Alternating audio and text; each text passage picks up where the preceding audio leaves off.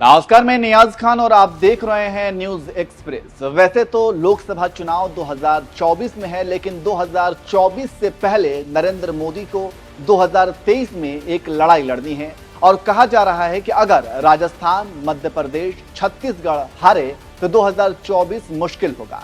ऐसे में मोदी अपने सबसे विश्वस्त सलाहकार अमित शाह को इस काम पर लगाया है, लेकिन चुनौती कम होने का नाम नहीं ले रही है। देखिए ये रिपोर्ट।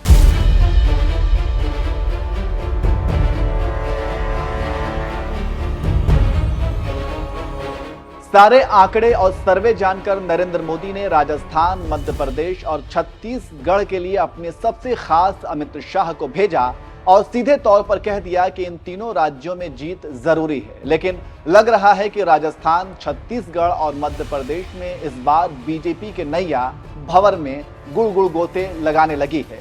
उसके बावजूद जनता को अपनी तरफ खींचने के लिए बीजेपी मध्य प्रदेश में जन आशीर्वाद यात्रा निकाल रही है, तो राजस्थान में परिवर्तन यात्रा निकाल रही है।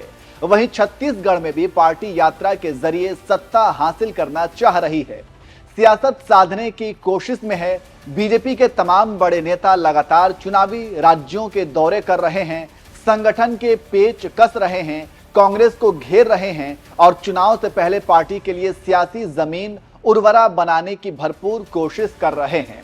मध्य प्रदेश, छत्तीसगढ़ और राजस्थान जैसे राज्यों की चुनावी जमीन पर बीजेपी के लिए वोटों की फसल कितना लहलहाती है, ये तो चुनाव परिणाम आने पर ही पता चलेगा। लेकिन इन तीन राज्यों में तीन पूर्व मुख्यमंत्रियों को कैसे मैनेज किया जाए, पार्टी के लिए यह फिलहाल बड़ी मुश्किल बना हुआ है।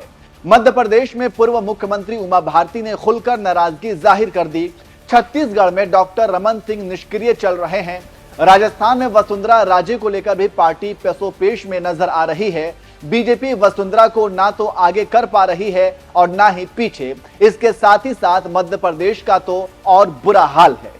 मध्य प्रदेश को जानने वाले कहते हैं कि मध्य प्रदेश के हर इलाके में एक बीजेपी का मठाधीश है और वो अपने मुख्यमंत्री से नाराज है। उसी कड़ी में पूर्व मुख्यमंत्री उमा भारती ने जन आशीर्वाद यात्रा की शुरुआत के मौके पर भड़क गईं। भड़कना लाजमी था, क्योंकि एक दूसरे को नापसंद करने की वजह से उमा भारती को आशीर्वाद यात्रा का निमंत्रण भी नहीं दिया गया। फिर क्या था, भारती ने बीजेपी के खिलाफ मोर्चा खोल दिया और कहा कि निमंत्रण की औपचारिकता तो निभा देते, भले ही धीरे से आने के लिए मना कर देते। मैं नहीं आती। उमा भारती ने कहा कि ज्योतिरादित्य सिंधिया ने सरकार बनवाई तो हमने भी बीजेपी को एक पूरी सरकार बनाकर दी थी। निमंत्रण की औपचारिकता तो पूरी कर देते। आप जानते हैं कि जब झगड़ा होता है तो पुरानी बातें खुल के सामने आती हैं।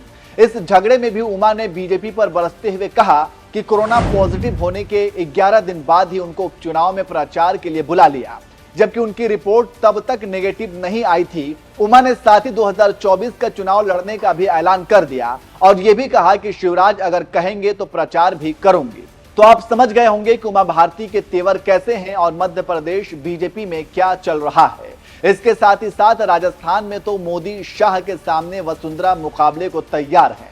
बीजेपी को कुछ सूझ नहीं रहा है कि वो वसुंधरा का क्या करे। ऐसे में इस बार तो लग रहा है कि मोदी शाह चुनाव में टकरा सकते हैं, लेकिन अभी तक इस तरह की कोई घटना नहीं हुई है। लेकिन कहा जा रहा है कि वसुंधरा इस बात पर अड़ी है कि अगर मुख्यमंत्री नहीं बनाओगे तो राजस्थान जीतने नहीं दूंगी। मोदी शाह इस असमंजस में है कि क्या करें और मोदी शाह के हाथ राजस्थान में वसुंधरा से मुकाबला करने के लिए कोई नहीं है।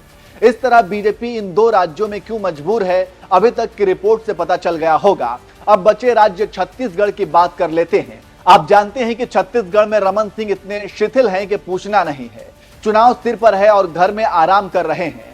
जानकारों की माने तो पूर्व सीएम की पकड़ अब ना जनता पर उतनी मजबूत रही और ना ही पार्टी पर ही। तीसरे कार्यकाल के दौरान उनकी सरकार पर भ्रष्टाचार के भी कई आरोप लगे।